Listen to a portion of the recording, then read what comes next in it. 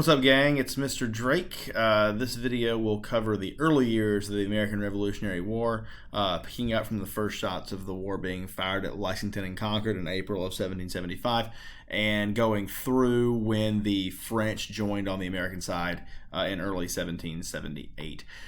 So after Lexington and Concord, it's important to remember that there actually is still no official war that's been declared. There's still no Declaration of Independence. That was still more than a year off. The most important thing going on at this point in terms of the conflict between the UK, between England and America, the colonies, is that Boston is still under siege. Of course, Boston was the big troublemaker in the colonies going back to the Boston Massacre and the Boston Tea Party.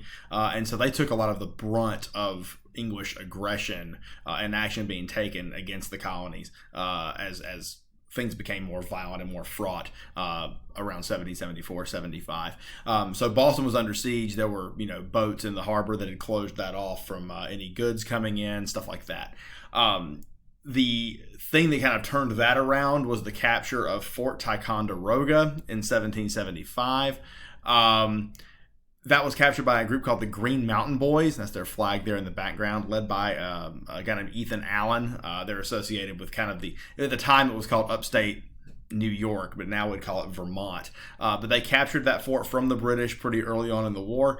And then around the same time, Bunker Hill occurs in June of 1775, where the British lost a lot of men essentially trying to capture Boston. They technically won the battle because they held the high ground, but they lost a lot of men and supplies in the process.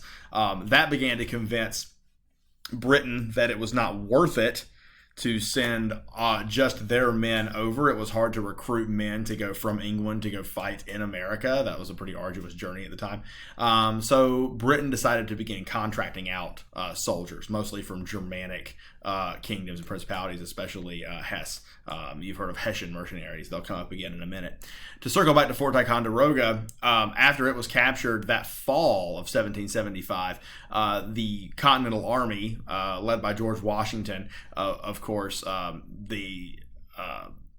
of his subordinates, Henry Knox, convinced Washington to allow them to take a bunch of cannon and weapons and other supplies from the fort and move them to Boston.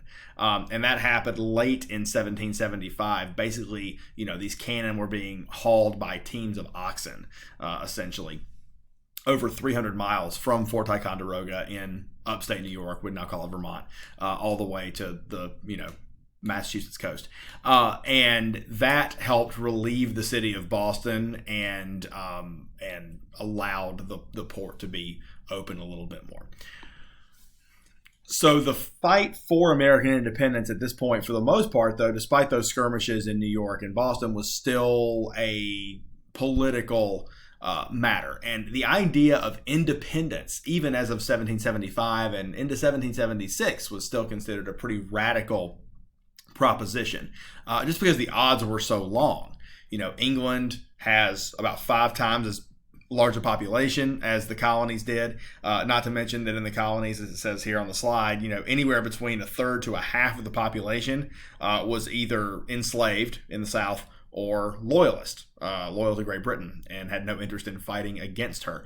The standard axiom, I guess, is that at the eve of revolution in 1776, that 1/3 of the colonies were patriot in favor of independence, 1/3 were loyalist, and 1/3 were just neutral. That's probably oversimplified, but it is definitely true that not everyone was kind of on board with what the colonies and the Continental Congress, some of them, were trying to push to do. Because of these overwhelming odds, the fact that no colony had ever broken away from the mother country in the history of the world, essentially, most in the Continental Congress realized that going to war was most likely a fool's errand and was not going to end well. And so, despite some opposition from Massachusetts representatives, of course, Massachusetts, again, the most put upon of the 13 colonies by the British. So John Adams and Samuel Adams were against this course of action, but Congress voted in the summer of 1775, as things were really getting hot with Bunker Hill and Ticonderoga and all of that, to send a petition to King George III back in London. It became known as the Olive Branch Petition. It was drawn up by John Dickinson, whose picture is there. He was a representative from Pennsylvania. He believed that the Americans' rights had been impinged upon, right? Or infringed upon, that they had, certainly been violated, but he did not think war was the way to go, basically. The document was very, very effusive in its praise of the king and the many freedoms and all that the colonies enjoyed because of their allegiance to Great Britain and yada yada yada. And essentially, the proposal was, if Great Britain will allow the port of Boston to reopen, repeal the Intolerable Acts from 1774, and agree to some guarantees of the rights of the colonists as Englishmen, that the rebellion would be stopped and they'd be open to negotiation.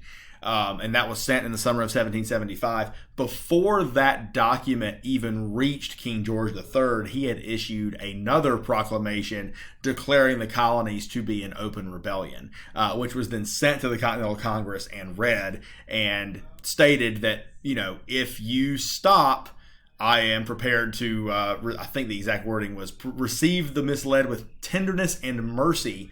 But for people who kind of, persisted in rebelling against the British crown, they would be hanged. So, for all intents and purposes, the Olive Branch Petition was rejected. So things began to move in a political way towards independence as 1776 dawns. At the very beginning of the year, in January of 1776, a document, I would call it a pamphlet, was published called Common Sense by a guy named Thomas Paine. He was an English-born philosopher and political theorist who had immigrated to America. And his whole thing was essentially that it defied common sense that an island should rule a continent.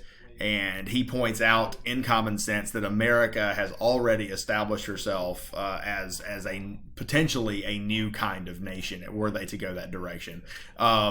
A nation that is more, it's just different from Great Britain. They had established themselves differently. It's more violent, less refined, kind of more backwoods and rural and rustic, right? But also, many of these leaders of the colonies were real big into natural law and the Enlightenment. They had read John Locke and Rousseau and their ideas on government, right? And what Thomas Paine points out is that we could have a new kind of nation in America that is based on natural law, that protects the rights and liberties of all men. And it's hard to believe, but it sold like hotcakes all around the colonies, became a bestseller, and began to convince other people that this is the way that America, the colonies, should go. Later, of course, in the summer of 1776 is the Declaration of Independence. The fight over the Declaration of Independence in the Continental Congress was a fraught one. Not everyone was in favor, especially the southern colonies, who relied so heavily on trade with Great Britain with their crops and stuff like that. You had tended to have more loyalists in the south than in the north for that reason. So it took some convincing and a lot of negotiating. It was after the rejection of the Olive Branch Petition that actually the colony of Virginia proposed that the colony should declare independence from Great Britain. Again, not everyone was on board. The Continental Congress ends up creating a committee of 5 members that would draw up a document that would essentially argue for why America should be independent. Because it was proposed by Virginia, it was thought that a Virginian should be on the committee, so that's where Thomas Jefferson comes in. John Adams was on the committee, as was Benjamin Franklin, and then 2 lesser known of the Continental Congress, Roger Sherman of Connecticut and Henry Livingston of New York. Thomas Jefferson wrote most of the document. It was amended in several cases. A few things added, a few things taken out. He wrote the first draft, and then mostly Adams and Franklin, proposed edits. The biggest edit was that a condemnation of slavery was contained in the original draft of the Declaration of Independence by Thomas Jefferson. And Benjamin Franklin, who was an abolitionist, had founded an abolitionist society in Philadelphia in 1775, actually convinced the rest of them to remove that passage because they realized that the southern colonies wouldn't go for that. So it's kind of ironic that Thomas Jefferson, the slave owner, condemned slavery in the Declaration, and the abolitionist Ben Franklin had it taken out. Eventually, after some debate and some political haggling, the Declaration of Independence passes the Continental Congress unanimously, although New York abstains. The reason New York abstained was after the British Navy had left Boston, they basically sailed down to New York and were prepared to attack, and so New York didn't want to anger Britain further by signing the Declaration of Independence, although eventually they would later on toward the end of 1776. So this was passed. July 2nd, 1776 is actually when the vote was held in the Continental Congress. It is July 4th is recognized because that's the day that it was announced and then sent to the printers. So there you go. John Adams would say years later he thought that July 2nd would be America's big national holiday. It was off by a couple. So the fact that America declared independence does not do away with the fact that the war was going very badly for the Continental Army. Enlistments were dwindling. Supplies were running very low. They were retreating through New York all the way into New Jersey and just being basically pursued by the British military. And things looked pretty bad, exacerbated by the fact that most of the soldiers, of which there were not many left at the end of 1776 in Washington's army, he was down to about 5,000 or so. A lot of their enlistments were going to be up on New Year's Day, and because things were miserable, it was thought, well, they're going to leave, and that'll be the end of this whole adventure, right? So Washington, who had essentially encamped in Trenton for the winter, right across the Delaware River, decided that he needed to do something big to get morale back up and to convince people that the cause was not totally hopeless. And so on Christmas night in 1776, George Washington crosses the Delaware River, loads his army into rowboats and sends them across through ice and all of that, and basically launch an ambush on Hessian mercenaries that were right across the water. And they were totally surprised. They only killed about 20 or 25 Hessians, but they took hundreds prisoner and seized a bunch of supplies and stuff. So a huge morale boost for the Continentals, for the Americans who saw enlistments go back up and things begin to turn around a little bit militarily as well. The big turning point that happens at the end of this first phase of the war happens in the fall of 1777 when the Americans end up defeating the British at Saratoga in upstate New York. And that is an important battle because that is the one that ultimately convinces the French that they should join the war on the American side. They had a couple of reasons for that. One, the French just don't like the English and had no problem allying with someone who was fighting them. They just wanted to make sure that it was not an absolutely hopeless cause they were signing up for.